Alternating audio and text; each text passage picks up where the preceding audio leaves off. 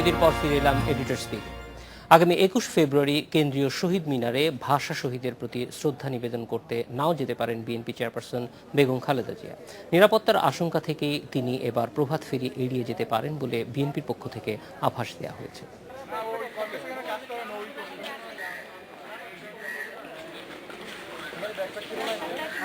৩ জানুয়ারি থেকে গুলশানের এই কার্যালয়ে অবস্থান খালেদা জিয়ার।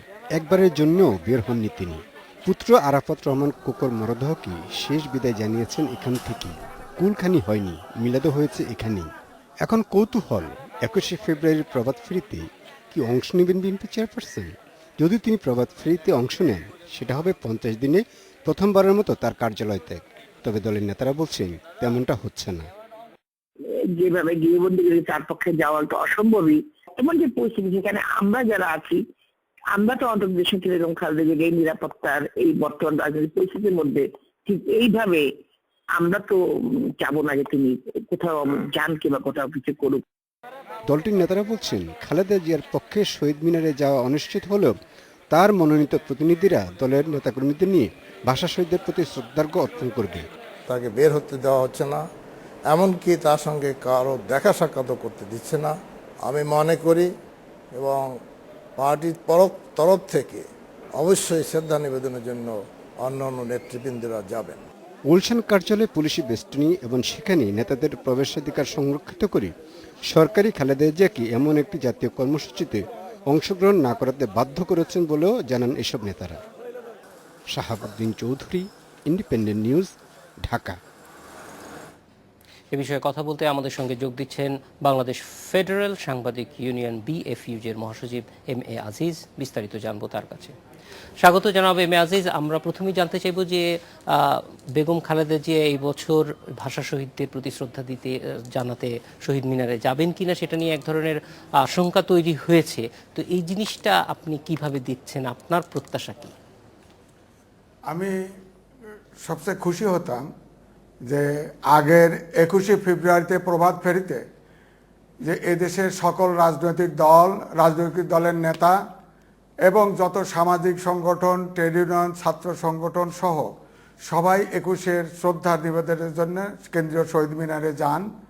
এবারের যে রাজনৈতিক পরিস্থিতি, অসহযোগ আন্দোলনকে কেন্দ্র করে এবং বিএনপি অফিসে যে আপনার প্রথম থেকে শুরু করে যে ঘটনাগুলি ঘটেছে, যেমন বালু ট্রাক, বিদ্যুৎ, পানি, টেলিফোন, ফ্যাক্স লাইন সহ সকল যোগাযোগ মাধ্যম কাট আপ করে দেয়া, তারপরে প্রজন্ম লীগের একজন কর্মী রিভলভার উঁচিয়ে বিএনপি অফিসে গুলি করতে উদ্যত হওয়া, সকল যে কোনো বেগম জিয়ার সাথে সাক্ষাৎকার যারা করতে গেছেন তাদের অনেককেই গ্রেপ্তার করা, এবং তারপরে আপনি সর্বশেষ দেখেছেন যে বেগম জিয়ার বাসায় অফিসে যে খাবার নিয়ে যাওয়া হয় সেই খাবারকেও আপনার সরবরাহ বন্ধ করে দেওয়া, এবং গতকাল নৌমন্ত্রীর উদ্যোগে যে আপনার মিটিং হওয়া, এর আগেও বহু আওয়ামী সরকার স্পন্সর্ড বহু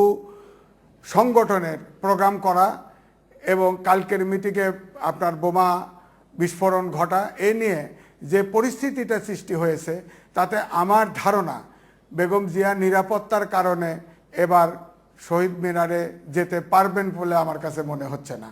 মানে মূল সমস্যাটা নিরাপত্তা জনিতই মনে করছেন আপনি? এটাই তো আমার কাছে পরিষ্কার তাই মনে হয়, কারণ সারা দেশে যে অসহযোগ যে আন্দোলন, এটাকে কেন্দ্র করে সরকারি বাহিনী থেকে শুরু করে সর্বত্র যে আপনার যে সন্ত্রাস শুরু হয়েছে, এর ভিতরে তো সাধারণ মানুষের জীবনই নিরাপদ নয়।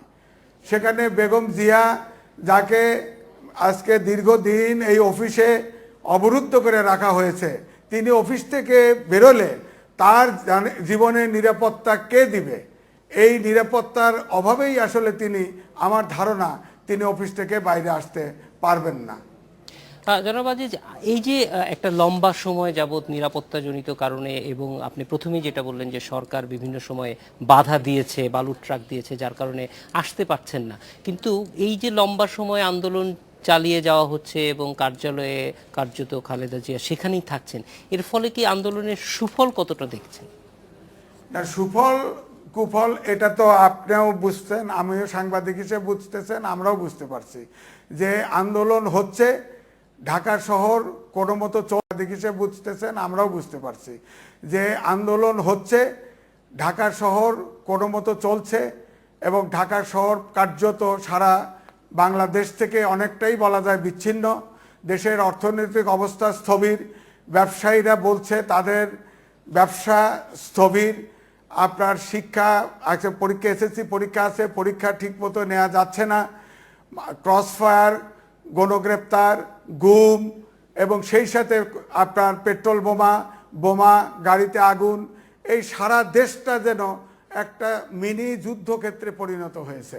সুতরাং আমি মনে করি যে এর থেকে যদি আমরা বেরোতে না পারি তাহলে কিন্তু আমাদের দেশে শান্তি আসলে অনেক সুদূর পরাহত হবে বলে আমার কাছে মনে হচ্ছে। এখান থেকে বের হওয়ার ক্ষেত্রে আপনার পর্যবেক্ষণ কি হলে বের হওয়া সম্ভব মনে করেন? বের হওয়া, ধরেন 20 দলের পক্ষ থেকে সরকারের কাছে আলোচনার অফার দেওয়া হয়েছে।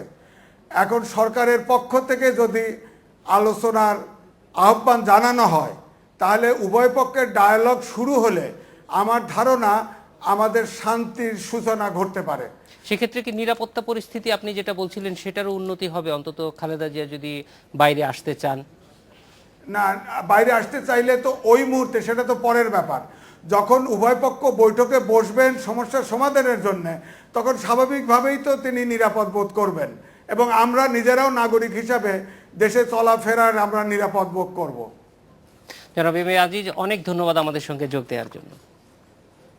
জানাছিলেন বাংলাদেশ ফেডারেল সাংবাদিক ইউনিয়ন বিএফইউজ এর মহাসচিব এম এ আজিজ। আমরা এডিটর স্পিকে নিচ্ছি আরও একটি বিরতি।